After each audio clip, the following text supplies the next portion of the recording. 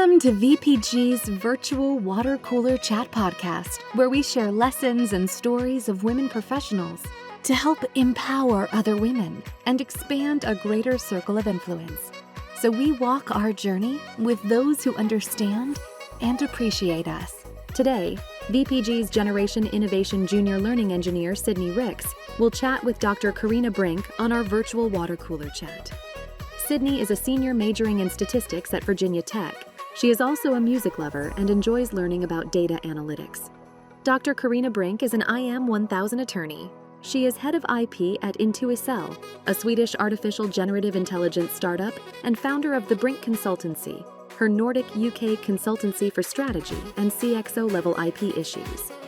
In addition, via her role as a consultant patent attorney with 2IP, an innovative full-service IP firm based in the UK, she also offers patent drafting, prosecution, infringement, validity, and litigation support. Coreena loves gardening, walking her 2 dogs, playing the piano, painting, and collecting art. She is currently in the midst of transforming her 1930s Tudor-style home into an energy-efficient home of the future.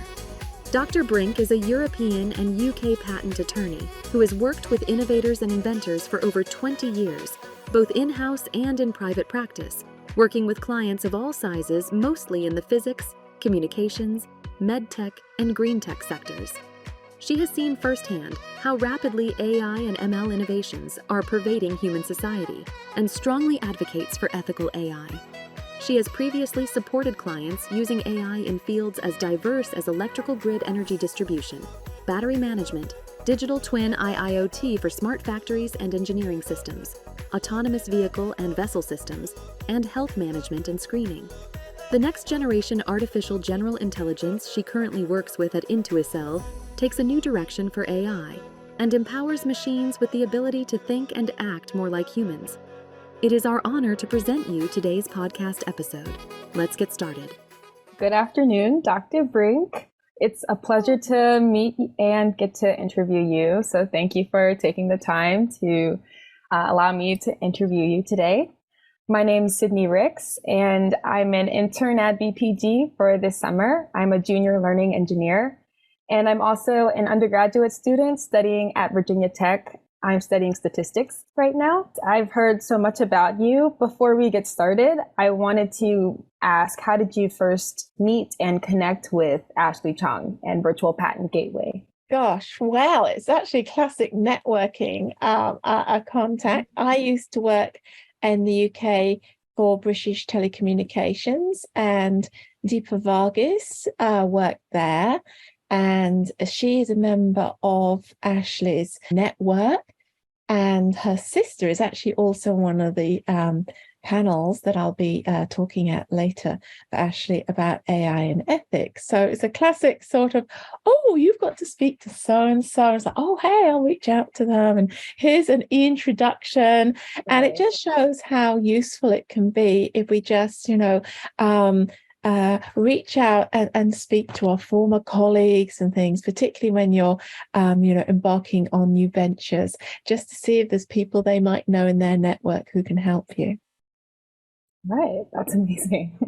Like you were just saying, I know you're overseas over in the UK. Can you start by telling us about your upbringing and just where you grew up? Right. Wow. So I grew up south of London, so not quite in the centre of London, although I did grow up for a little bit of time in the centre of London, but basically what we'd call the burbs or suburbia.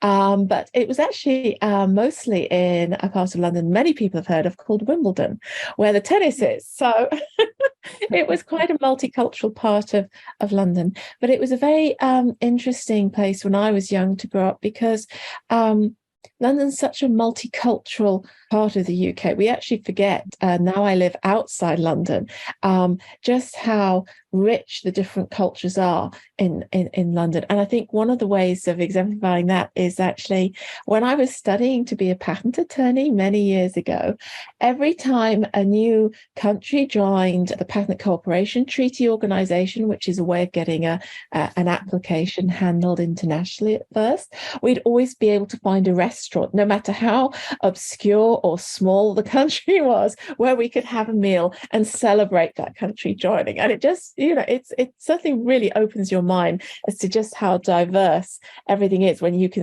find a very small and go, yes, that is not known as their community, but there's a really good restaurant probably to find as well. So I was very lucky to have that.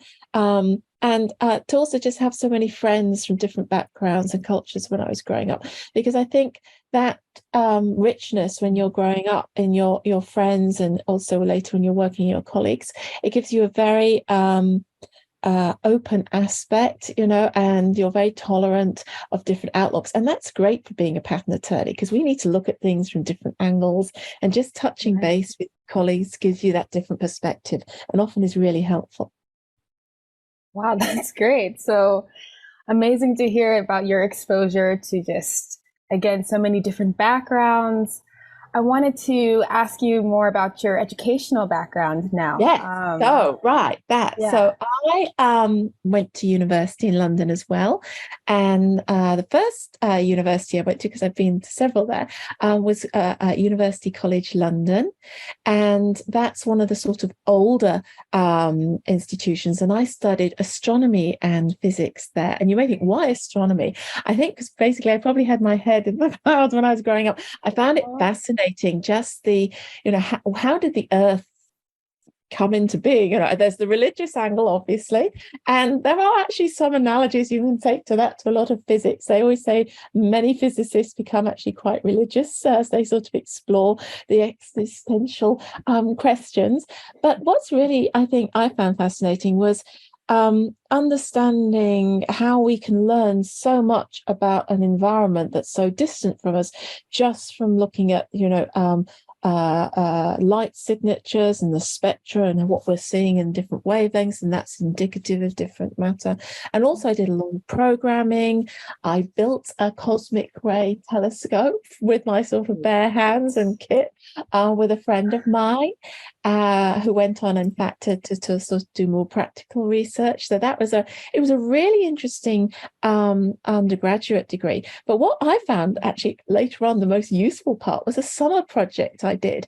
I was lucky to get on a program that Shell ran called the Shell Technology and Enterprise Program. I don't think it's still going, but they sent me on a placement to a firm who did optical sorting equipment. And this was my second year sort of, summer vacation. And I was quite lucky because I won the London Regional Prize in the end. But what I did was I looked at optical sorting patents, and there was no internet really in those days to do a web search. There was no Google patents, nothing like that. And the director literally kept his patents in the bottom drawer of his filing cabinet, and they came out in times of emergency. And my project was because he was retiring and he wanted to make certain that people would know which patent to find, if one of their competitors decided to do something and they wanted to take action. So that was my undergraduate degree. And then after that, I was really lucky. I won a summer internship at CERN, which is in Switzerland, where I got to program the emittance measurement of a beam of antiprotons. It was called the low energy antiproton ring. And so one of my summer student opportunities there was to go and stay in just outside Geneva. And it was an international program. So I met lots of people who were sort of, French and Italian and German, and all the European governments who contributed to funding of that. And that was really interesting, not just because I got to practice my French and eat lots of wonderful French food and cycle around lots of French vineyards at the weekends. There's a bit of a theme, and Swiss vineyards, but let's be honest, I was there for the French wine. But also I got so many really amazing friends out of that, and I'm still in touch with some of them. So that was fantastic. And then I came back and I went to Cambridge University, and I did a graduate course in applied mathematics and theoretical physics. And I was there when Stephen Hawking was there. Occasionally we would see him and his nurses in the common room. And that was a very mathematically challenging and focused course. It was fascinating to do. I found it a really interesting opportunity, and I actually got married towards the end of the course. And so after that course, I actually went to America, and I actually audited some courses at the University of Alabama in Tuscaloosa. And I did lots of programming there for about a year. And then I came back, started my PhD at Imperial College. Now, it's a long story, my education. And I did a PhD in space physics, and that was analyzing data sent back by the Ulysses spacecraft from Jupiter. So I got to really look at the interplay between particle physics and planetary physics, because Jupiter has a very strong magnetic field. The Earth has one, as we all know, and that actually has a purpose. It protects the Earth's surface from a lot of the magnetic activity of the sun. And so some of that we see when it gets particularly active. We see the aurora or the northern lights or the sunlights, wherever you as it were. But when Jupiter, because it has a moon called Io and other moons, they emit charged particles and they spiral along the magnetic fields. They're quite heavy, so they distort that magnetic field into a current sheet. And I looked at some of the activity that occurred in that current sheet, and I sort of modeled that. So I got quite an exposure there to modeling physical phenomena from a theoretical perspective. And when it came to sort of writing up, I was thinking, gosh, I didn't want to continue in research. I wanted to get out of research. But at the same time, I really realized I love actually finding out about things. And so I thought maybe I could go into applied research. But then I thought about that project I did when I was an undergraduate and thought, I don't know if I want to sort of work for the European Patent Office or the UK Patent Office, but I rather like the idea of going into private practice. And so that's what I did. So my education sort of fortuitously, in a way, I think, gave me the opportunity to have a very, I suppose, inquisitive mind when it comes to both technology and culture. And these days, when I do interview people who are looking for a job, I often ask them a telling question, which is, what did you pull to pieces as a child just to figure out how it works? And I was terrible. I pulled to pieces a very small TV set, to my mother's extreme anger. But it's sort of built from that. So I think you have to have, sometimes for what we do in the patent world, a very open mind, but also be quite curious, as well as having all the sort of, intellectual and analytical skills. And I think that's what makes the difference. I love finding out about new tech. That's what makes my day. And I find it really interesting. So, and I think my education, I was very lucky, has really helped with that. Wow, you weren't kidding. That is an extensive educational background. It doesn't stop there, but after that, I started to work, and then I actually got more skills, but I learned them sort of as part of my work. So I actually have a master's in telecommunications for industry, which British Telecom funded. And when I was at Nokia Technologies, they were very kind, and I was able to go to the University of Strasbourg and study European patent litigation. So they were two, I think, quite relevant courses. And I did those whilst I was working on a sort of, every now and then there was a module basis. And I think it's one of the things I also learned as a child, because my mother was a teacher. You should never stop learning, and never, if you can, and it's going to be relevant to what you do with your career, miss an opportunity. If somebody, I could have done lots of, I didn't have to do either of those courses, but they helped, I think, first of all, the course I did on sort of telecommunications for industry, because I wanted to understand the broader picture. As a patent attorney, you just dive in and look at one area of tech. If you have a broader picture, it's actually quite interesting, because you think, hey, maybe there's some value to this here that the inventors haven't necessarily mentioned. And with Nokia, particularly, in fact, it's just literally this summer finally happened. We have the unified patent court and the unitary patent system. And I wanted to learn a lot more about that because I was doing a lot of claims charting when I was at Nokia and a lot of litigation support. And it was very relevant to that to get a broader perspective on how some aspects of the UK German and French litigation processes differ just in terms of the fundamentals, and also how the unified patent court might hopefully resolve some of those differences. So that's it. I promise you, there's no one. I just want to make sure that I completely understand. So it was your inquisitive nature and just your passion for learning and desire to continue learning that helped you apply your STEM background, like your physics and your applied mathematics. I think it was the fact that as a patent attorney, you often embrace, some patent attorneys specialize in a very narrow tech area. And I've done that in industry, but even then it's still quite broad. Communications can cover everything from optics, which I said, to sort of network management software. But you still have to ask the right questions to not just understand the technology, but also what value is it going to bring to the business. And so I think I've been quite lucky that I apply that knowledge to helping people gain quite useful, whether it's in-house or in private practice, useful patent rights.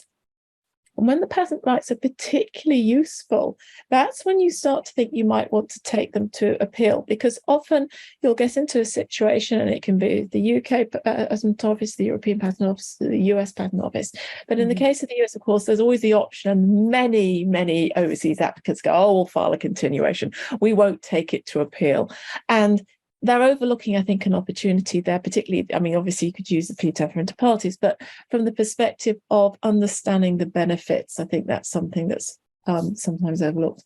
But that understanding of how commercially important a case could be, and also if you've drafted it, trying to get rights that will be as commercially useful to the applicant, whether it's claiming the smallest teeny weeny bit that would have to be infringed to replicate what it is they want to do, or to claim something that's going to give them the largest licensing revenue, because they're normally not the same thing. It's understanding the commercial context and the technology and what the applicant wants to receive. And I think my educational background has been quite useful because it's given me the confidence to ask the right questions and the ability to analyze the information that I'm given, to sift through sometimes a lot of information to what is the sort of, the key, or what we call in the UK, the nub of the invention. So the nub. Fantastic. My next question is a career-based question. So I want to know, how can businesses keep pace with the rapidly advancing AI technologies while also fostering the responsible development side of it? That is actually a really good question. And I think obviously there's sort of two sorts of AI development, and I'm going to focus on people who will really be just applying AI rather than creating core AI, a new AI model. And there it's a question, I think, of picking the right partner and understanding the data that you'll be using. A lot of AI focuses on the model, but actually those models will not work unless you have the right data set.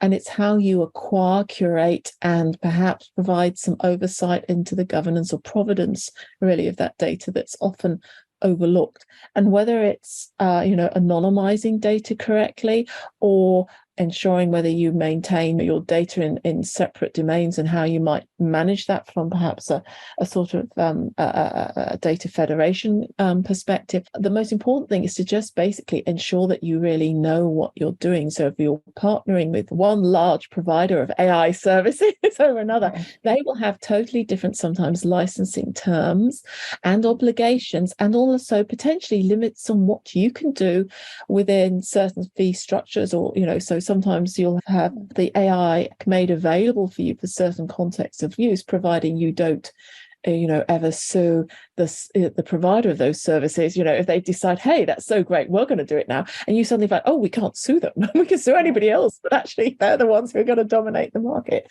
So you need to understand what it is you're doing and understand the market that you're hoping to address.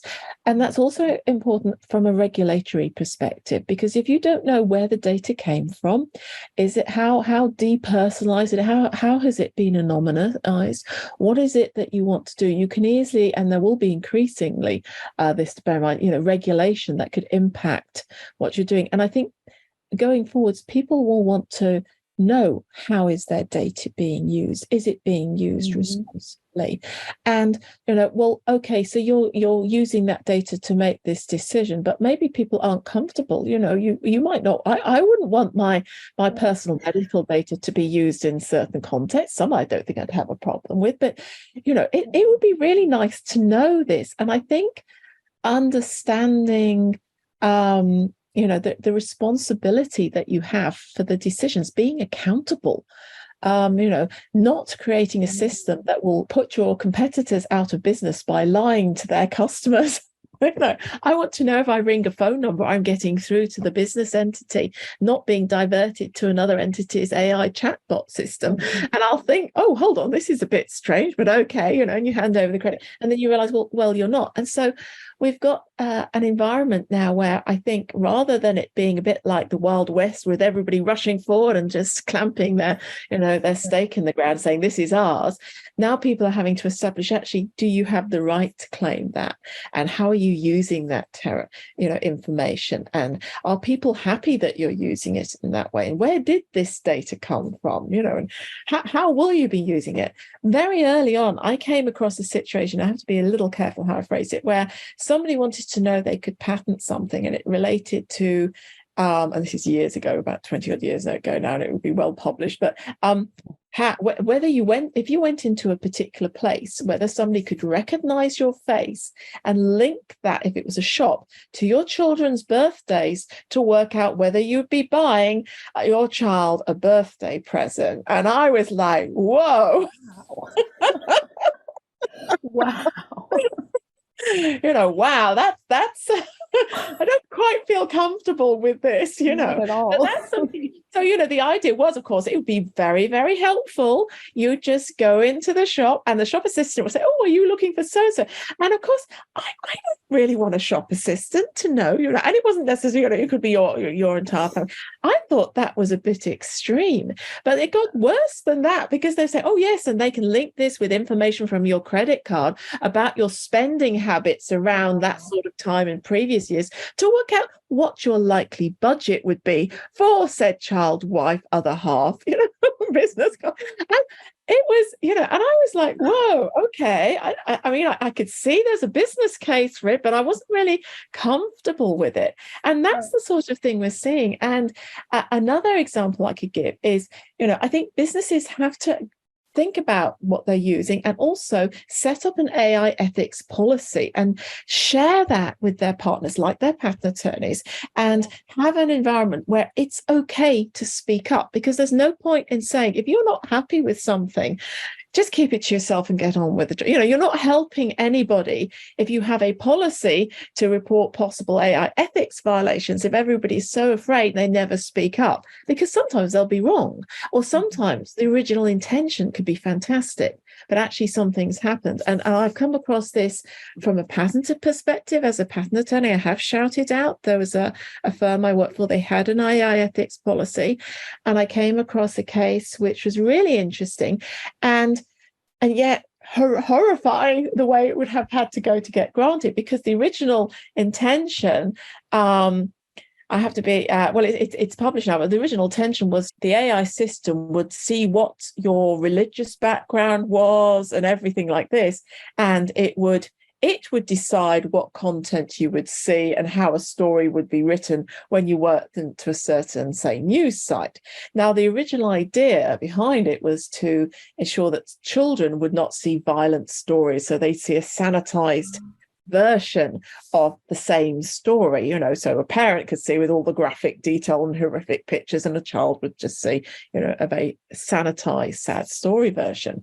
But when it came to the actual prosecution and we had to distinguish from prior art, I suddenly thought, I can't argue that this is different because it basically censors information so that you only see what the system has decided you will want to see based on your religious or political views and things like this, which was the other side of it. So I called that back. So I did shout that out, and they did decide to drop that particular patent because they realized that really wasn't what was intended, and that wasn't the message of the way that they wanted to apply. So that's a really good example of a firm being responsible, realizing that actually what it wanted to get, it couldn't get, but actually also, did it really want to have a patent to cover that sort of technology? It wasn't really the sort of technology they wanted to focus on.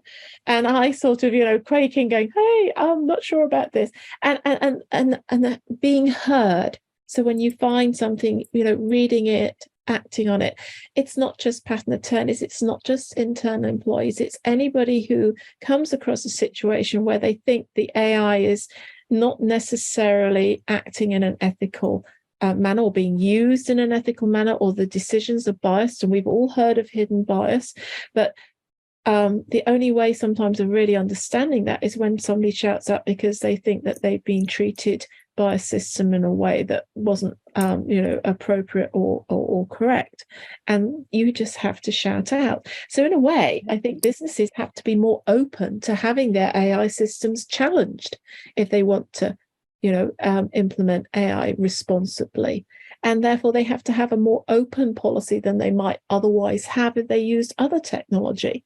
And I think that's something for a lot of businesses to think about. Choose the right partner. Yes, develop the tech, understand the data, understand the impact of the decisions that you'll be making with that data. What are the insights you're providing, and have something that allows people, rightly or wrongly, to challenge and be heard and to be considered, because that will only lead to better AI systems. I really liked what you said about holding businesses accountable. Can we talk more about, I guess, more characteristics of a leader and how you would describe your leadership style? Well, I've led several teams over the years, and I've been, parts of teams at different levels in the organization. I think my leadership style, when I'm working with a team, obviously depends in part on their actual leadership role, but it's normally based on trust. I'm very strong advocate for building a team, and sometimes you don't get a choice. You have to just work with the team, but you have to develop trust.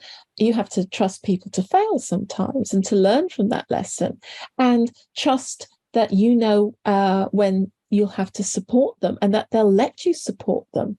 But it's also about communications and about relationship building. And I think teamwork for me is hugely important when I'm a leader. So it's not necessarily, I say, hey, we've got to do this, but well, this is what we have to achieve. I think this might be one way of approaching it, but be open to having others shout up, because that way you can often get the support of a team and they will at least understand what you're trying to achieve, because sometimes it's tough being a leader. We've all had to say, hey, we've got to do this. You've got to, in a patent perspective, hey, we've got to analyze all these by X date, and sometimes it's incredibly difficult. Or you're working with a new client and you want to ensure that they receive the best possible service, and you have to sort of ensure that the resources are there to provide that support. But sometimes your team just doesn't have those resources, and you have to manage that interplay internally and externally. But if you have a strong sort of teamwork ethos, if people realize that you are an approachable leader, in other words, that they can trust you just as much as you can trust them, I think that is very important. So I tend to be fairly hands-off and just let, once I've given somebody a sort of reasonably clear remit and direction, just let them find their own path. But at the same time, sometimes it's important to ensure that the team that you're leading actually do function as a team. And that means they communicate with each other. And I've got a couple of examples. I can give you actually here. Well, one was years ago when I worked in industry and I had a small team under me, and we had to look outside the research area to look at patents closer to the end, as it were, product development. And the idea is that we'd catch innovation that came about just before everything was sort of launched and made public. So it's quite time pressured. And it was very hard sometimes to get some teams of researchers or developers, as they were, to engage, because they saw us more as a delay. And the message we had to get across was actually, no, this is a way of adding value to what you do to the company. And the challenge the whole team had was actually having meetings with people to get that message across. And this was really where I learned the value of setting up a team that has a support network, because we would share best practice, hey, put the invite for the meeting in the first 2 lines. Otherwise, they could say they don't read it, little best practices, things like that. Sometimes just going along with a team member to a meeting. Somebody I had, who's a very experienced patent attorney in my team, had a meeting with some open source software coders, right when open source was getting up and lots of resistance to patenting. And he went and he said, oh, they're tough. I said, I'll go along with you to the next meeting. So we went into the meeting room and they had a poster on the wall with a sort of an atomic mushroom cloud, and in front of it a hung sort of effigy of a human being with a little briefcase, and underneath it the logo, death to all patent attorneys. And I said to him, well, I see what you mean. Let's see how we can get on. We took that with a pinch of salt. But not everybody is going to want to cooperate with you. And that's where leadership really comes in. It's supporting your team in getting their job done, and also maintaining relationships within the team and with the rest of the business. And it's one of the joys as well as the challenges of being a team. I like being a manager. It's hard work, though. It's a lot harder than you think until you've done it. And then when you've done it, it's even harder. So it's something it's very different from what's often the work that's an individual patent attorney will do, where we just, we have our deadline, we have our clients, we just work in our little bubble. And lots of lawyers also work that way. And it's only when you sort of have to do the management roles and you see the context of how an individual has to work within a large organization and interact. First of all, it opens up huge areas of work that you wouldn't otherwise be able to tackle. But it's also, as a manager, quite, I think, interesting, because I think a lot of patent attorneys in particular, and some lawyers are the same, but less so, I think they suffer sometimes from what I call the personal skills. And that's because we're very focused on what's often a written procedure. And unless they interact regularly with inventors, it can be quite challenging. So it's quite interesting managing people with different skills like that, and helping them develop. And I think the other area of being a leader is nurturing talent, helping people, recognizing where they could develop additional skills, but also, and it's a challenge even I have, everybody has this, in recognizing when you need to develop a skill. Because we're so busy with our lives. It's only somebody else who says, hey, you can, and you can do this. Have you thought of doing it this way? Or actually, do you know about something, and you think, oh yeah, that's brilliant. And that's, again, something as a manager, ideally, you want to have a team where that culture of sharing best practice, communicating, but also being open to criticism. And that's something, even as a manager, it's important you get feedback from your team. What works, what doesn't work, do they think you're horrible? Why are you always saying they have to get in before, whatever hour o'clock? I had that from somebody I managed who did not get mornings. It was,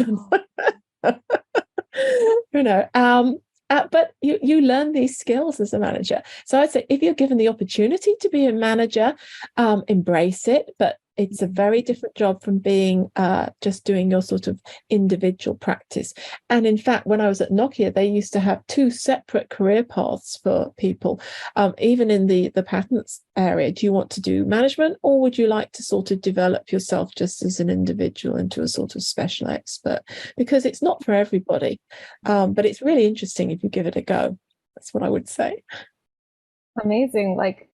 Pretty much everything you said. Not everybody can lead, but effective leadership, like you said, takes hard work, and it's just a skill that comes with its own set of unique challenges. Exactly. Yeah. What other unique challenges, it doesn't have to be leadership related, but what other challenges have you faced throughout your career and how have you overcome them? I think the first challenge that anybody has is, and it's harder actually for a lot of people these days because of AI screening, is actually getting into the profession. Sometimes it's really hard to get that first step in. So I was writing up my PhD, and I think I just wrote 20, blank letters to all the leading patent attorney firms. I found them off the professional website. I found a site that linked to, in the UK, it's called the Chartered Institute of Patent Attorneys, and just picked 20 firms, looked at their websites. And so that the hardest challenge that anybody faces is actually, I think, finding the right environment for that first job and subsequent jobs in your career, because it's so different. Even in private practice, each firm will have a different perhaps leadership style. They may have a different day-to-day office environment. These days, some firms support hybrid working, or you can work from home.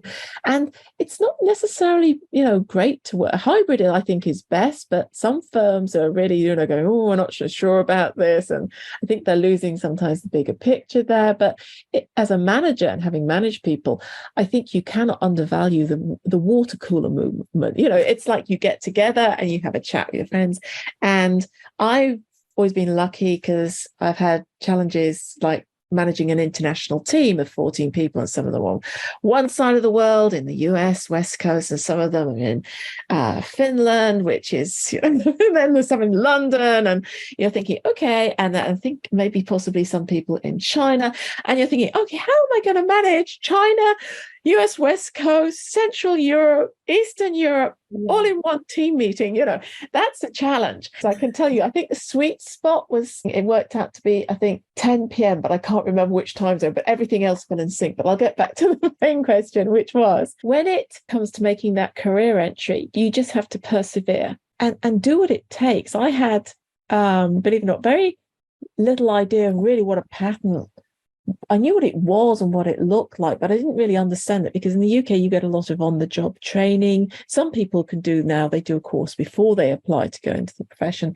But in the UK, you can actually do it once you've got your academic background and passed all your university exams. You can actually go in and learn in a professional environment. So I actually qualified that way, which meant I really didn't know too much when I entered the profession. And so it's quite a steep learning curve. But I think the other almost like a thing to remember is, once you've got in, it's up to you to navigate your career, but it will be challenging. And if you don't succeed and you really want to do it, keep pushing, because people will appreciate that perseverance. So that's a challenge that I think I applied to 20, I got 2 interviews and 1 offer, and that was completely just sending the letter. And of course, these days it would have all been scanned by an AI system, and I have no idea. Maybe I'd have had more, maybe I would have had less.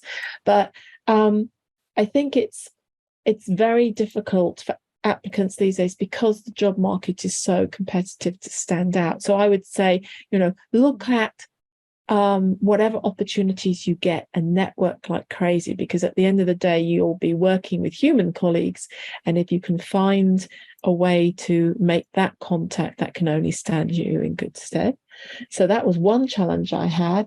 And then I think another challenge, I've had challenging management situations. And the biggest takeaway I could think I've ever taken from that is, if you're managing somebody who's in a development needs category, don't let their problem become yours, because it actually, as a manager, I really care for people. I mean, most managers do, they want their team to do well. And if you can see somebody struggling, sometimes you start to try and perhaps get too involved to try and help them progress, and it was a very hard lesson I learned, that actually sometimes you have to accept that you can't fix other people's problems. You have to let them pass or fail or go their own way, but if you cannot facilitate too much. So the challenge there is recognizing your limitations and allowing other people's space to either grow or to fail, but respecting that space. And that can be very challenging because we all, you see a friend, you want to help, say,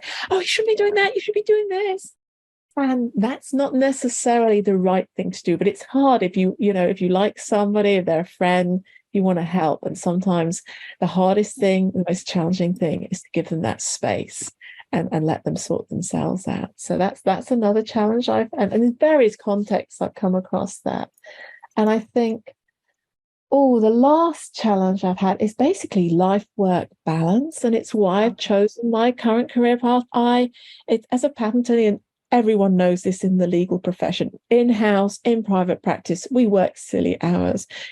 We go on holiday, we take the laptop, the iPad, we take the mobile phone. There's normally a separate suitcase. My husband's also a patent attorney. There's like IT equipment. It's virtually, and then we have the big battle of don't look at it. If you look at it, I'll look at it. No, don't look at it. You have to look at it. So I would say the challenge is finding a hotel with no internet connection. Good luck. It's getting harder these days. And I do know one patent attorney who would go scuba diving in the middle of the ocean because he said it was the only way no one could ever contact him except by satellite phone in case of emergency. So that's the thing. Give yourself time. And another thing, and I think it's a challenge to learn, but we all need to learn it, is actually value yourself, know your own worth. Because lots of people, we're so keen to do things, but actually at the end of the day, you've got to, and it's not just valuing who you are in a sort of monetary sense, but also valuing your personal time, valuing your space, valuing what it is that you want to achieve. And I think particularly women, we have, so much pressure on us, raising kids, looking after husbands. They still don't teach man management in schools. I think it should be compulsory, and there probably should be a female management course as well, because, or maybe relationship management would be more diplomatically correct, actually. But we have to, we cover every other skill in a school apart from the one that everybody hopes we master in the playground automatically. But actually these days, with so much technology involved, we really need to work out how to balance, what we do and cut off. And it's really hard to achieve that. So I think that's value your time, value yourself, value your family, value your friends. They're key messages and they're very challenging to learn. But if we can always bear them in mind, that's really good, I think. Amazing. That's all of the questions that I have for you. Unless you have any final thoughts or any other key takeaways that you wanted to share. From a career perspective, I think always try, and we can do it so easily now, again, with sites like LinkedIn, try and maintain contacts with everybody you've worked with, see every now and then, check in and say, hey, what are you up to? Because you never know. Particularly, I think sometimes as a female practitioner, we're always we're not necessarily quite so confident reaching out because we're always concerned, how might it be perceived? Are we being a bit pushy or something? Obviously, some people might perceive that, but most people understand if you reach out to them and say, hey, how are you doing? Particularly if you're starting your own venture or looking for a new role, they'll understand, you want career advice and guidance. And I've actually had people who've contacted me, out of the blue saying, hey, I can see you've worked in private practice and industry. Have you any career tips? And that happened to me quite recently. And I talked about what that person wanted to achieve. But lots of people, I think, are happy to share their insights. Obviously, it's not, I'm not a career advisor, but we mentor people. My professional organization has a mentorship program, and there's lots of, I think, opportunities because I think IP is becoming so important all over the world now, and yet it's still not overly accessible as an academic discipline in universities. It's sometimes touched upon. But it's quite important, and it's a very interesting career path to follow. You will never be bored being a patent attorney, but you have to make certain that you don't work too hard. That's the thing. So. Well, thank you again. This was incredible and very insightful. Well, thank you so much. I think you asked some really good questions, and it's been really nice speaking to you. And I wish you all the best in your careers.